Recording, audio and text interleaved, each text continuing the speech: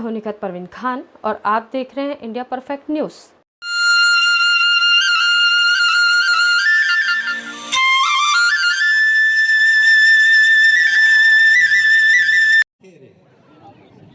हरिओम पवार को सुनना अपने आप में जीवन को जीना है।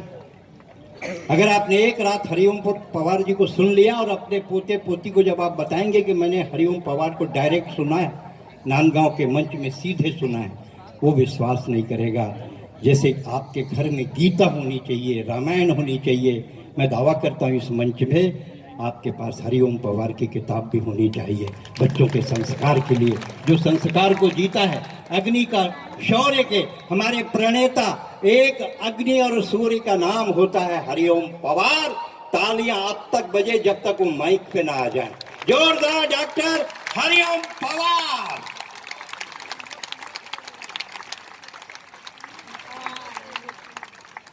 मैं आप सबका अभिवादन करता हूं।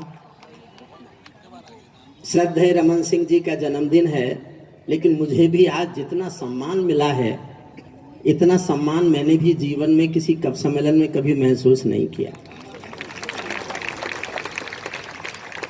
मुझे सूचना मिली थी, डॉक्टर रमन सिंह जी ने पूछा कि हरिओम पवार ने कवि सम्मेलन अभी करते हैं या छोड़ दिए हैं।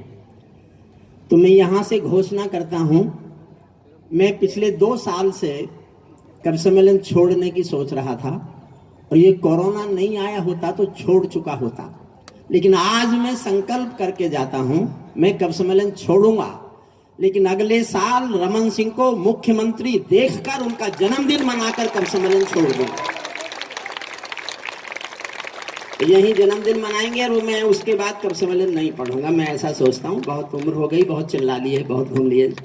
आदरणीय आपके सांसद संतोष पांडे जी ने जितना मुझे मान सम्मान दिया, पांडे जी आप इतने श्रेष्ठ कवि हैं, कवियों के बारे में जानते हैं, तो आप राजनीति में क्या कर रहे हैं? आपको तो हमारी दुनिया को ज्यादा जरूरत है।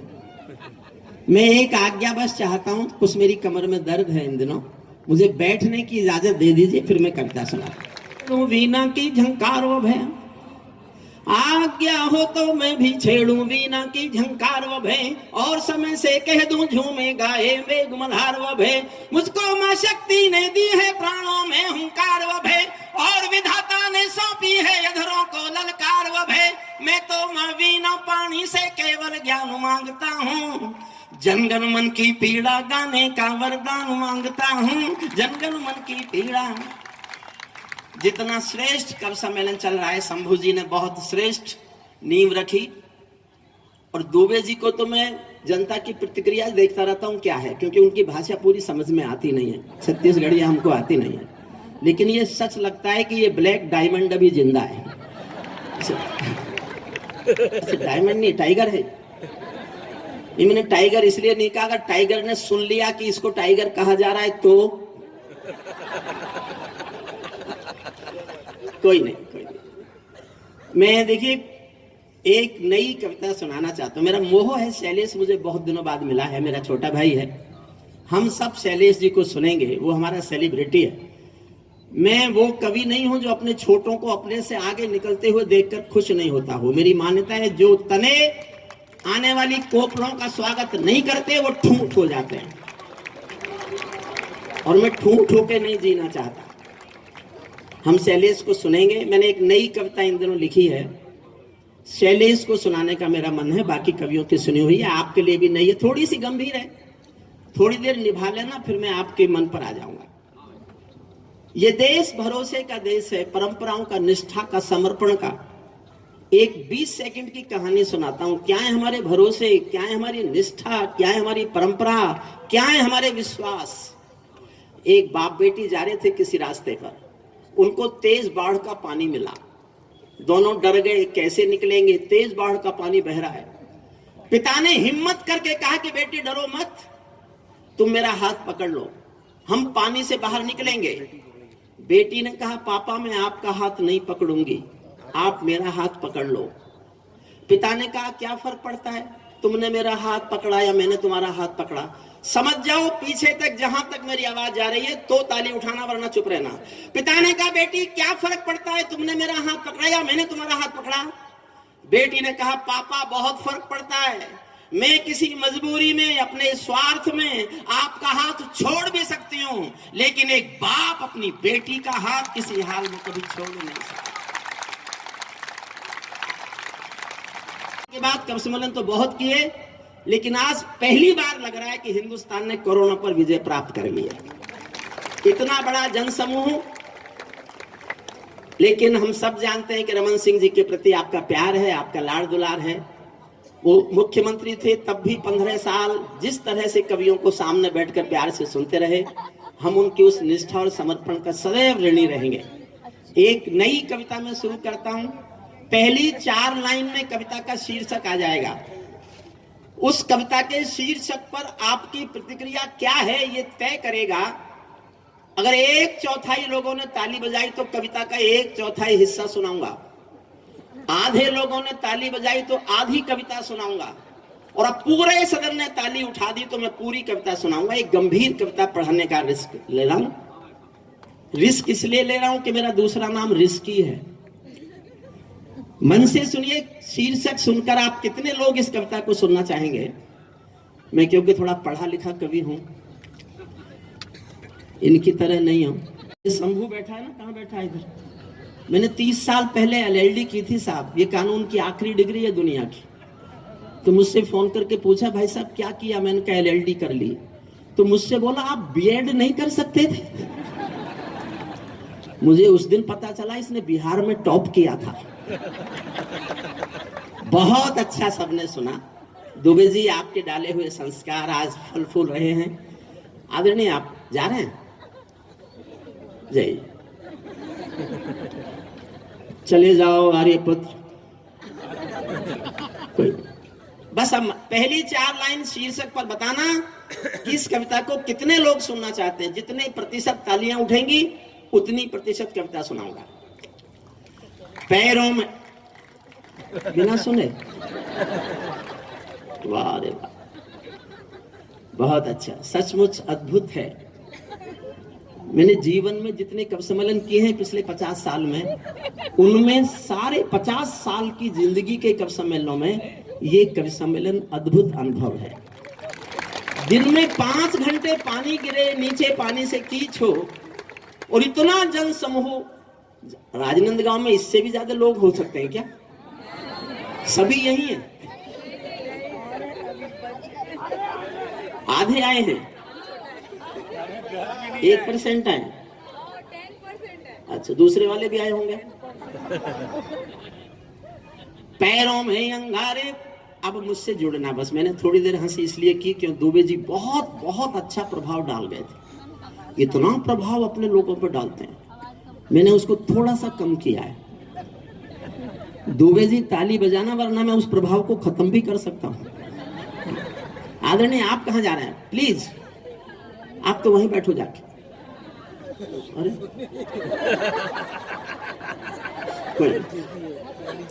पैरों में 4थी लाइन तय करेगी कविता कितनी लंबी सुननी है।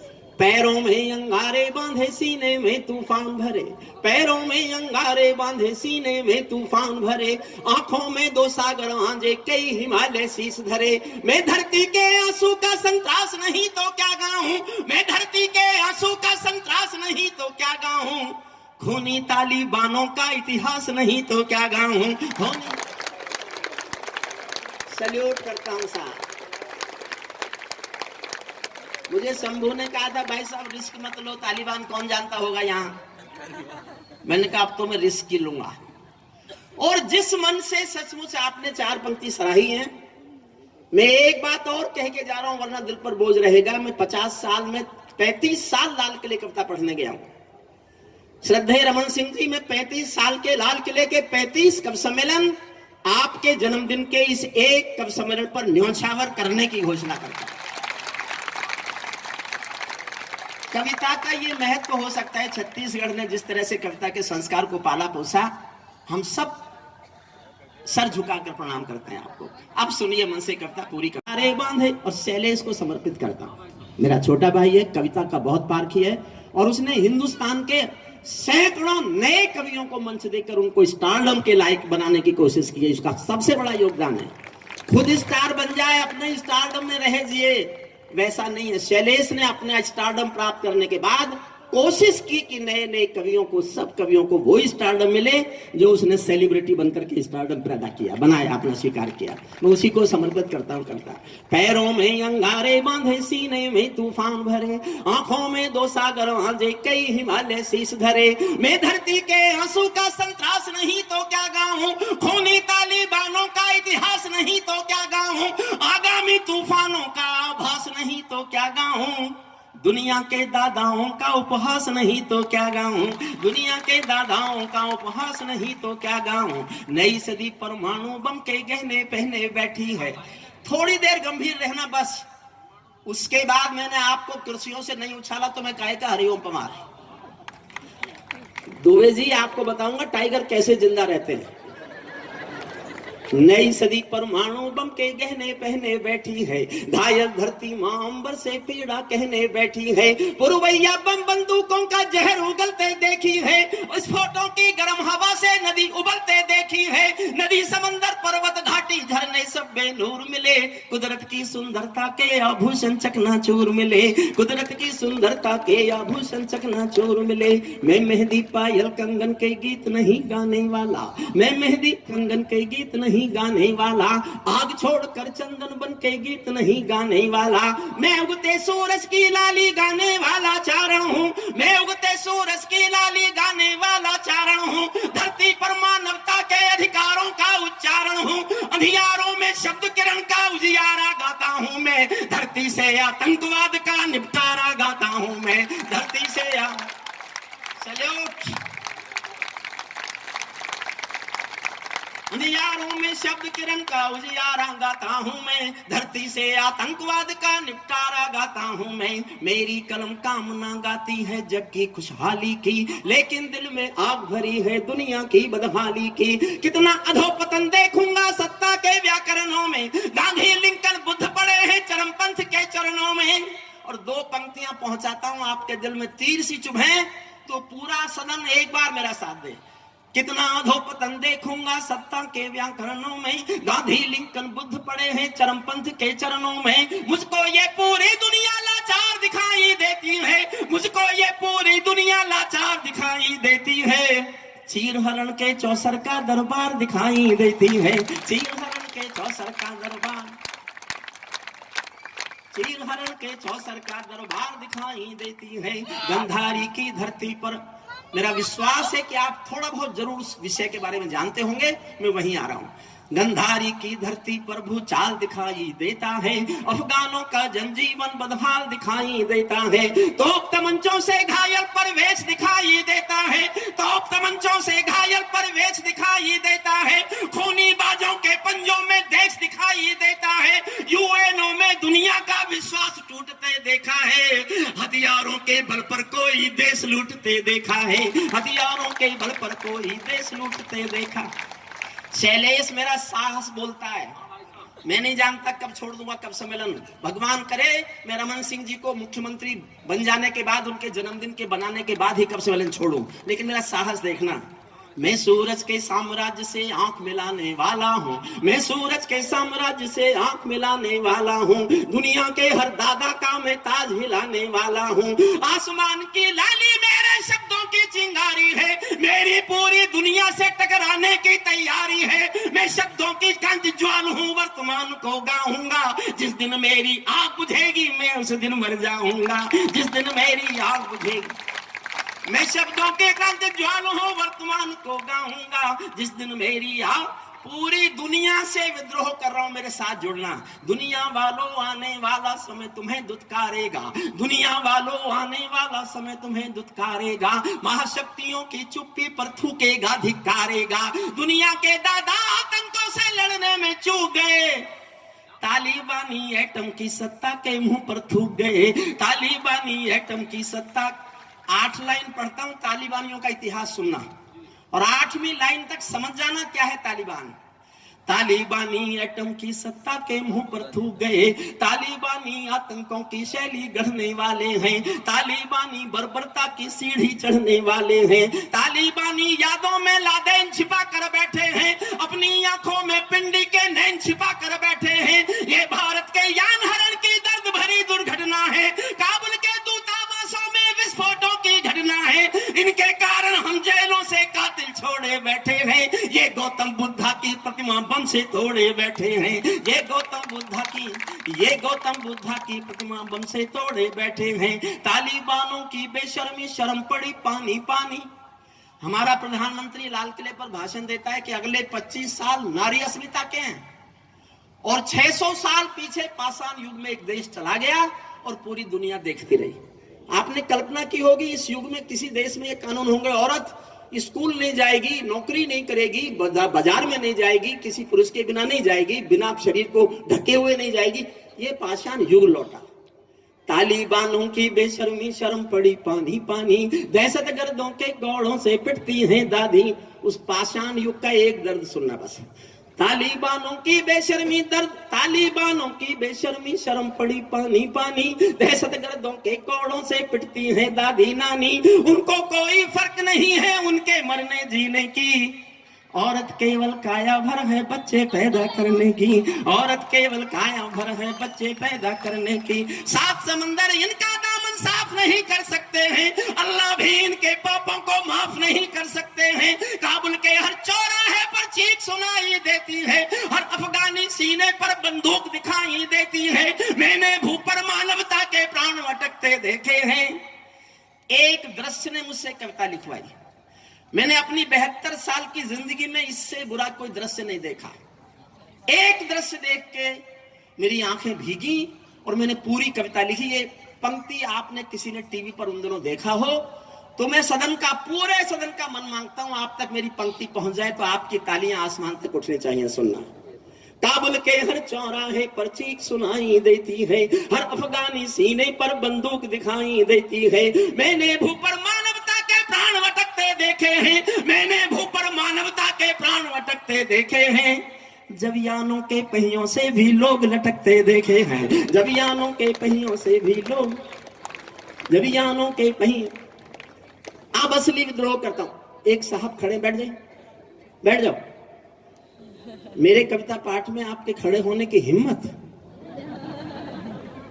मैंने जिन सरकारों पर लिखा वो बैठी।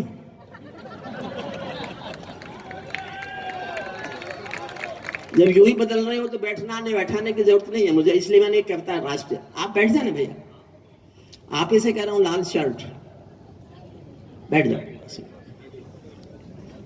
अब विद्रोह शुरू होता है, मेरा साथ देना। तालिबानी जिनके अब्बा आका तुम थे अमेरिका। किसने पैदा किया इनको?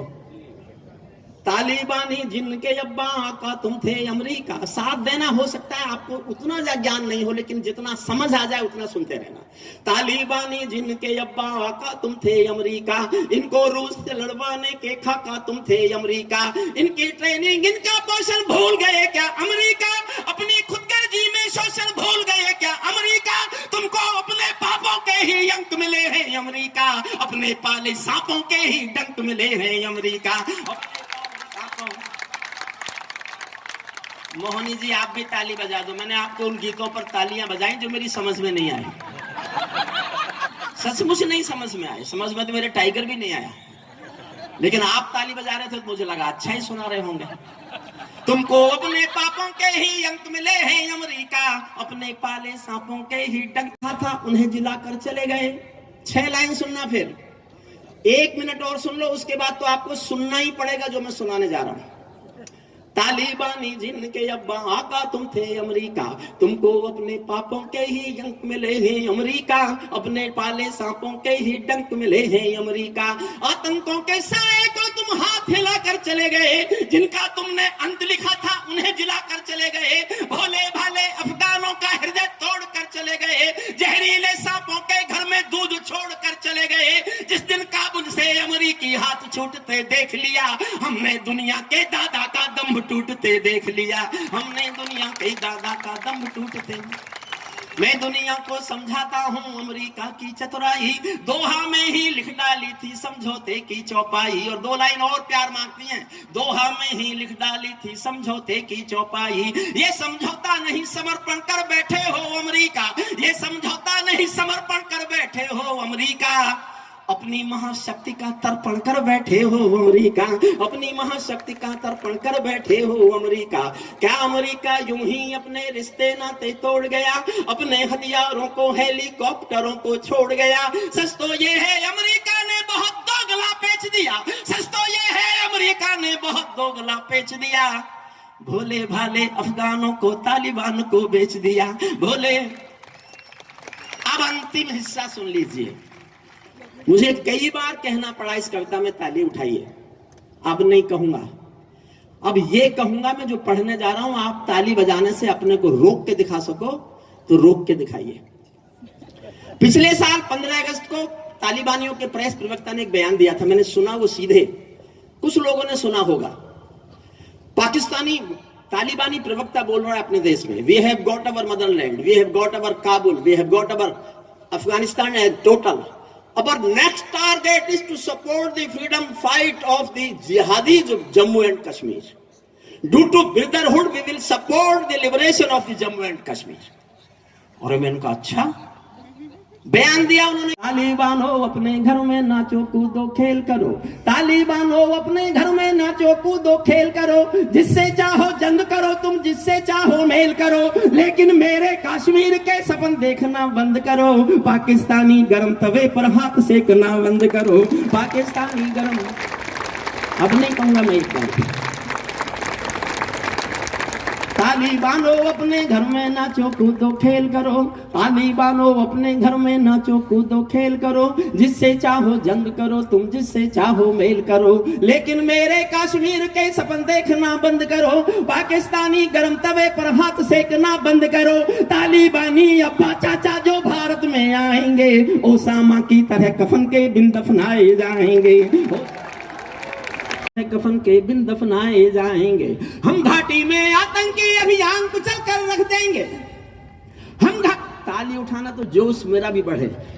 हम घाटी में आतंकी अभियान कुचल कर रख देंगे, कोयल के घर कौवों का अरुमान कुचल कर रख देंगे, जो घुसपैठी घाटी में बारूदी गर्म हवा देंगे, हम उनको जन्नत की 70 हूरों से मिलवा देंगे, हम उनको जन्नत की 70 हूरों से मिलवा देंगे। चंद किराए के ये गुंडे और तमंचे पिंडी के सौदागर बनकर बैठे हैं आतंकों की मंडी के, पहले इनको संविधान की परिभाषा में समझा दो, ना समझे तो फिर बुलडोजर की भाषा में समझा दो, ना समझे तो फिर बुलडोजर की ना समझे तो फिर बुलडोजर की भाषा में समझा दो। बंदूकों की गोली का उत्तर सद्भाव नहीं होता, हथियारों के लिए अहिंसा नहीं हो सकता है, और भेड़िया शाकाहारी कभी नहीं हो सकता है, और भेड़िया शाकाहारी कभी नहीं। धरती पर हत्यारे बंदूकों ने तर्पण नहीं किया, दुनिया में आतंकवाद ने कभी समर्पण नहीं किया, ये केवल कुचला जाता है, दूसरी राह नहीं होती। संकल्पों के निर्णय को जग की परवाह नहीं होती। जिस दिन भारत आतंकों पर पूर्ण विजय पा जाएगा, उस दिन पाकिस्तान हमारे चरणों में आ जाएगा, उस दिन पाकिस्तान हमारे चरण। और शैलेश में 2 लाइन पढ़ रहा हूं, इसमें 1 लाइन मैंने जब लिख ली तो मैं 3 दिन तक सोचता रहा कि मैं पढ़ूं कि नहीं पढ़ूं, पढ़ूं कि नहीं पढ़ूं। मैं राजनंद गांव के यहाँ शायद 25 से 30 हजार तक लोग होंगे, मैं उनकी मोहर चाहता हूं, अगर मैंने गलत लिखा है तो कल से नहीं पढ़ूंगा। लेकिन मैंने 3 दिन सोचा कि मैं पढ़ूं कि नहीं, फिर मैंने सोचा कि मैं नहीं बोलूंगा तो शायद कोई बोलेगा नहीं। मैंने बहुत सोच समझ के बोला है, मेरी शब्दों पर ध्यान देना। भारत ने हर समझौते का आदी बनना छोड़ दिया, समझकर ताली बजाना। भारत ने हर समझौते का आदी बनना छोड़ दिया, भारत ने हर समझौते का आदी बनना छोड़ दिया। कुछ बातों में हमने बापू गांधी बनना छोड़ दिया, कुछ बातों में दोनों हाथ उठा दे।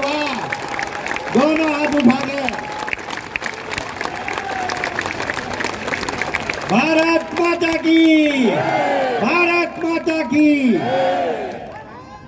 कुछ बातों में हमने बापू गांधी बनना छोड़ दिया। नई सदी का भारत है ये 62 वाला दौर नहीं, हम भी दुनिया के दादा हैं, दिल्ली है लाहौर नहीं। हमने अपने संविधान से 370 मिटा दिया, नेहरू जी ने डाला था जो सांप गले से हटा दिया। उन्हें का उत्तर घर में घुसकर चोट से देना सीख लिया, पुलवामा का उत्तर बालाकोट से देना सीख लिया, पुलवामा का उत्तर।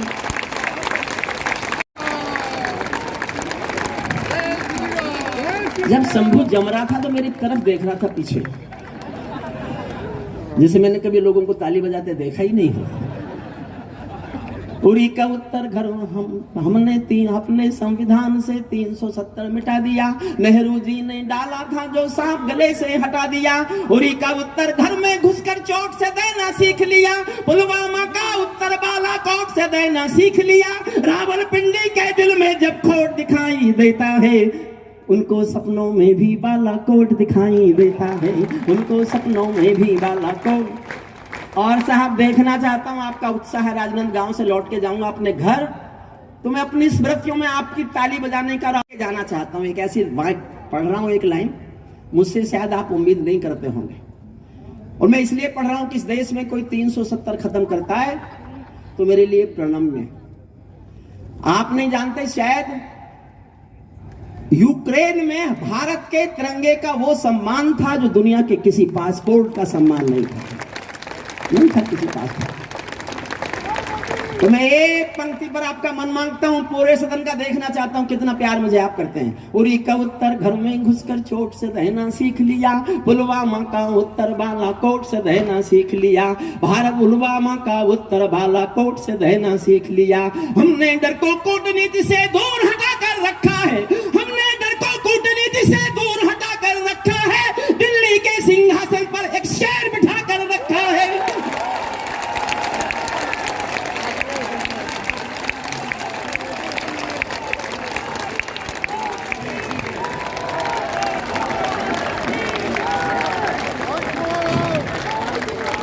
हमने डर को कूटनीति से दूर हटा कर रखा है। दिल्ली के सिंहासन पर एक शेर। लोग कहते हैं साहब पवार जी आप तो सब, मैंने कहा मैं दुनिया से क्या कहूं, मैं अपनी ईमानदारी बता रहा हूं। देश का प्रधानमंत्री खड़गे जैसा कमजोर आदमी भी होता तो मैं दुनिया से यही कहता जो आज कह रहा हूं, तब भी दुनिया से, मैं दुनिया से बात कर रहा हूं। हमने डर को कूटनीति से दूर हटा कर रखा है, दिल्ली के सिंहासन पर एक शेर बिठा कर रखा है। भारत की अंतिम 4 लाइन इससे भी ज्यादा, भारत की संसद ने कसमें खा खा कर स्वीकारा है, भारत की संसद ने कसमें खा खा कर स्वीकारा है। पाकिस्तानी कब्जे वाला सब कश्मीर हमारा है, दिल्ली के सिंहासन से ये निर्णय होने वाला है। पाकिस्तानी कब्जे वाला अपना होने वाला है, पाकिस्तानी बहुत बहुत धन्यवाद।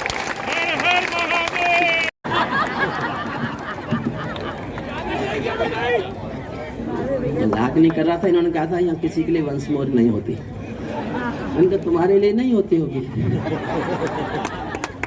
और आज तो ब्लैक डायमंड के लिए भी हुई थी। देखिए आप आज्ञा दें तो मैं एक मेरे मन की कविता सुनाऊंगा। हाँ भाई साहब, बिल्कुल स्वागत है भाई साहब, स्वागत है। अभी हमने आजादी का अमृत महोत्सव मनाया,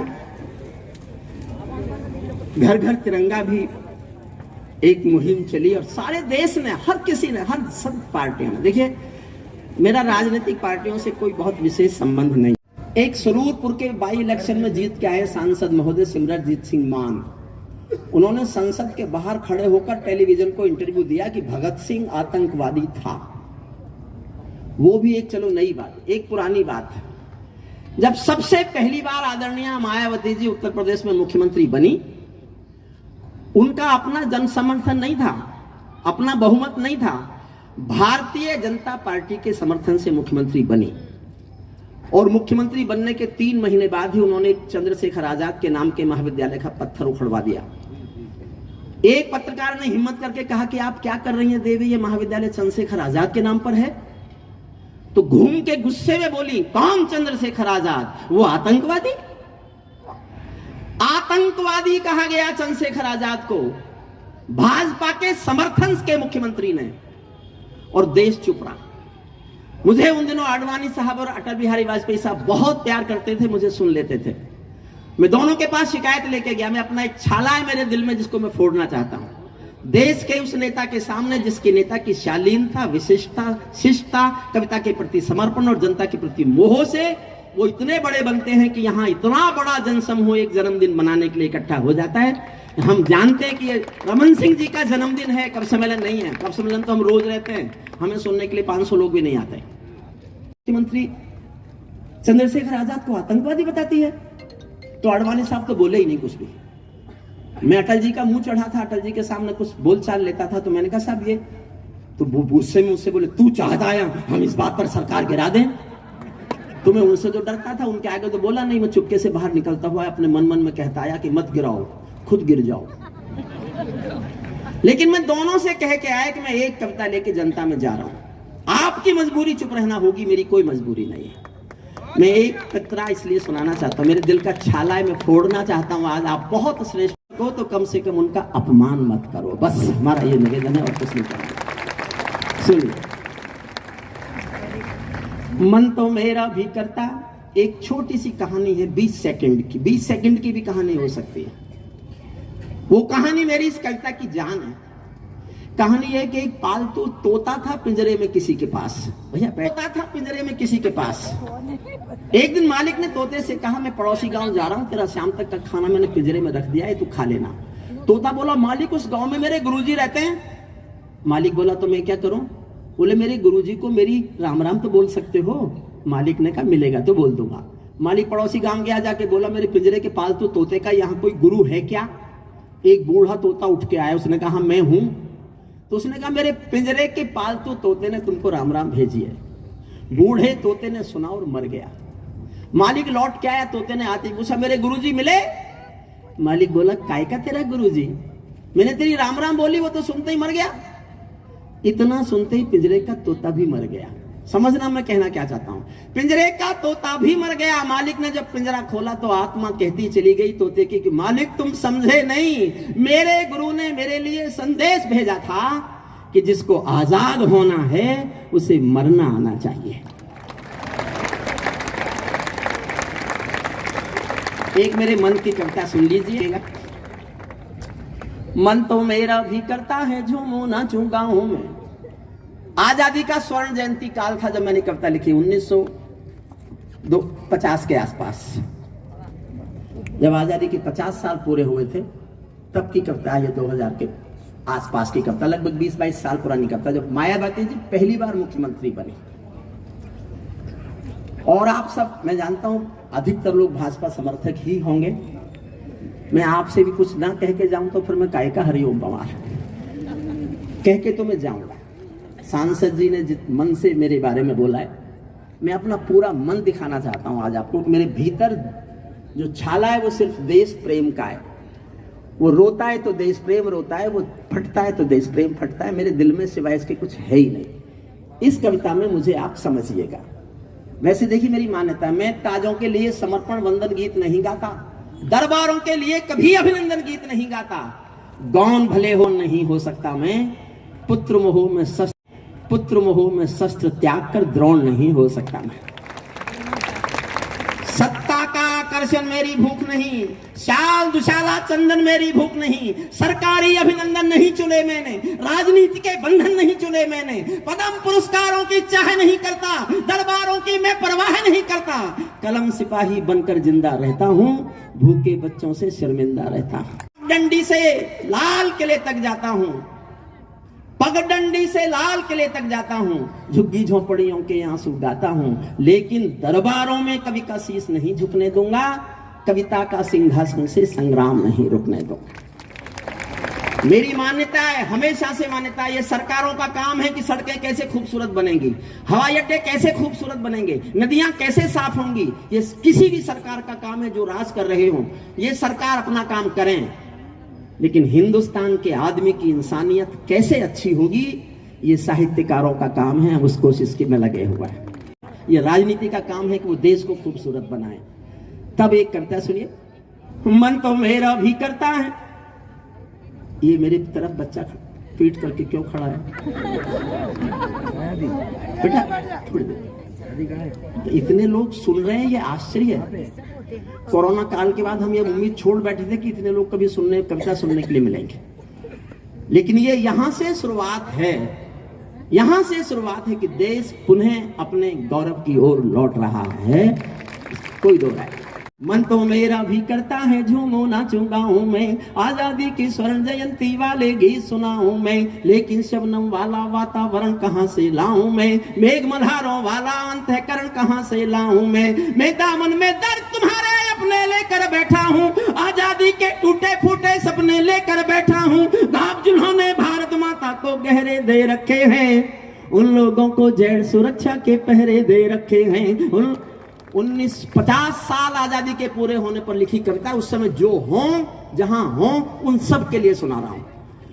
जिन लोगों ने घाव पुराने भारत जिन लोगों ने घाव पुराने दे रखे हैं, उन लोगों को जेल सुरक्षा के पहरे दे रखे हैं, जो भारत को बर्बादी की हद तक लाने वाले हैं, वे ही स्वर्ण जयंती का पैगाम सुनाने वाले हैं। आजादी लाने वालों का तिरस्कार तड़पाता है, बलिदानी पत्थर पर थूका बार बार तड़पाता है, इंकलाब की बलबेदी भी जिससे गौरव पाती है। आजादी में उस शेखर को भी गाली दी जाती है। आजादी, तालियां कम मत कीजिएगा साहब, ये ज्यादा अच्छी कविता है उससे, वो तो अंतरराष्ट्रीय थी, ये देश की कविता है।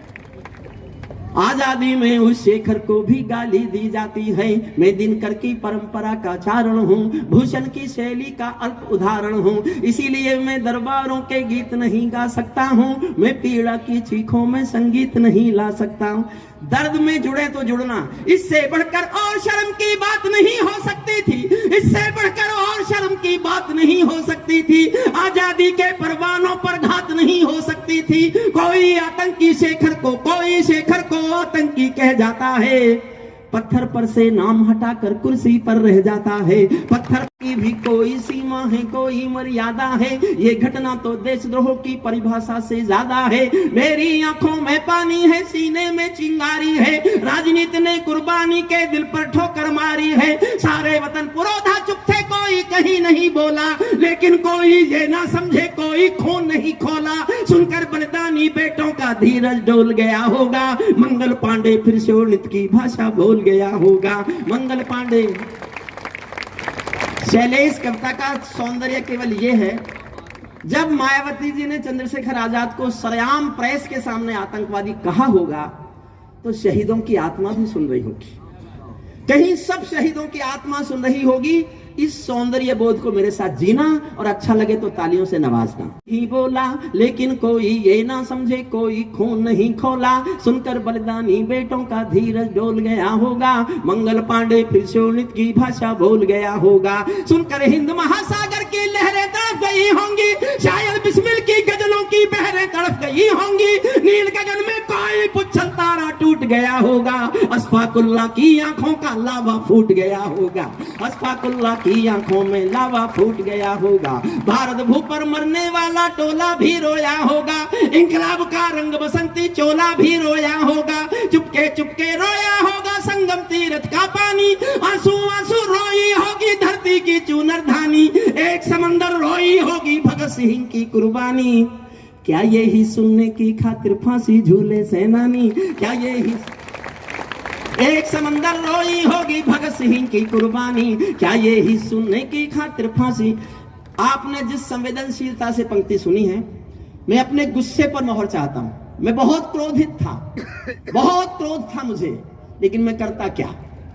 शीर्ष नेता थे दो, उन्होंने सुनी नहीं और मेरी कोई सुनता नहीं था। मैंने अपना गुस्सा जाहिर किया है। मैं राजनांदगांव के लोगों के बीच श्रद्धेय रमन सिंह के जन्मदिन पर अपने गुस्से पर जनता की मोहर चाहता हूं कि क्या इस देश के कवि को इतना गुस्सा करने का हक है कि नहीं। हक हो तो मुझे बहुत प्यार से सहेजना। चुपके चुपके रोया होगा संगम तीरथ का पानी, आंसू आंसू रोई होगी धरती की चूनर धानी। एक समंदर रोई होगी भगत सिंह की कुर्बानी, क्या ये ही सुनने की खातिर फांसी झूले सेनानी। जहां मरे आजाद पार्क के पत्ते खड़क गए होंगे, जहां मरे आजाद पार्क के पत्ते खड़क गए होंगे, कहीं स्वर्ग में शेखर जी के बाजू फड़क गए होंगे। शायद पल दो पल को उनकी निदिया भाग गई होगी, फिर पिस्तौल उठा लेने की इच्छा जाग गई हो, फिर पिस्तौल उठा लेने की इच्छा। शेखर महायज्ञ का नायक गौरव भारत भूखा है, जिसका भारत की जनता से रिश्ता आज लहू का है, जिसके जीवन के दर्शन ने हिम्मत को परिभाषा दी, जिसके पिस्टल की गोली ने इंकलाब को भाषा दी, जिसने धरा गुलामी वाली क्रांति निकेतन कर डाली, चेतन कर डाली, जिसके कारण त्याग अलौकिक माता के आंगन में था। इकलौता बेटा होकर भी आजादी के रन में था, जिसको खूनी मेहंदी से भी देह रचाना आता था। आजादी का योद्धा केवल चने चबे ना खाता था।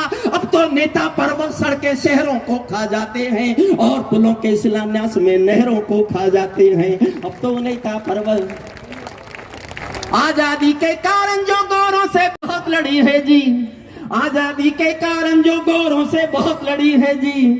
शेखर की पिस्तौल किसी तीरथ से बहुत बड़ी है जी, शेखर की पिस्तौल। और सा मैं एक छंद सुना रहा हूं, आप सब भाजपाई होंगे, लेकिन कल्पना करना मैंने उसी समय कविता लिखी थी। क्या मैं गलत था? मैं ना उस दिन गलत था ना आज गलत हूं।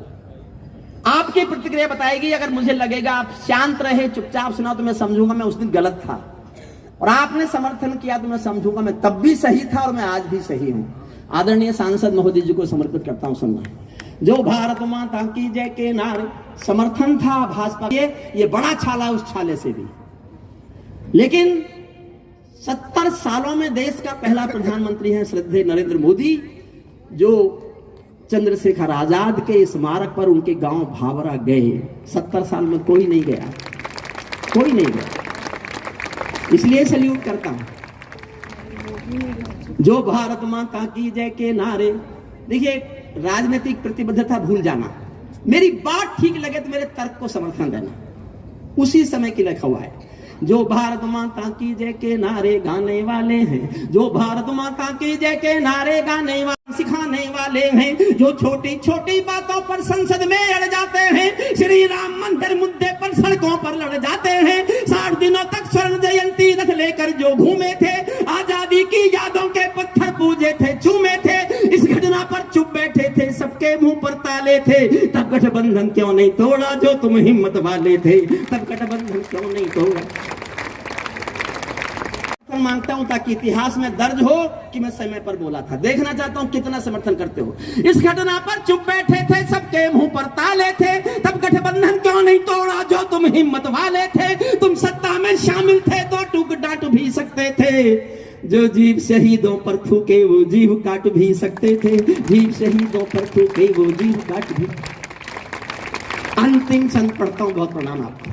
जो सीने पर गोली खाने को आगे बढ़ जाते थे, जो सीने पर गोली खाने को आगे बढ़ जाते थे, भारत माता की जय कहकर फांसी पर चढ़ जाते थे, जिन बेटों ने आजादी के लिए जवानी दे डाली, दूर गगन के तारे उनके नाम दिखाई देते हैं, उनके स्मारक भी चारों धाम दिखाई देते हैं, उनके स्मारक भी चारों धाम दिखाई देते हैं। वे देवों की लोकसभा के अंग बने बैठे होंगे।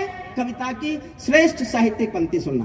वे देवों की लोकसभा के अंग बने बैठे होंगे, वे सतरंगी इंद्रधनुष के रंग बने बैठे होंगे, उन बेटों की याद भुलाने की नादानी करते हो, इंद्रधनुष के रंग चुराने की नादानी करते हो।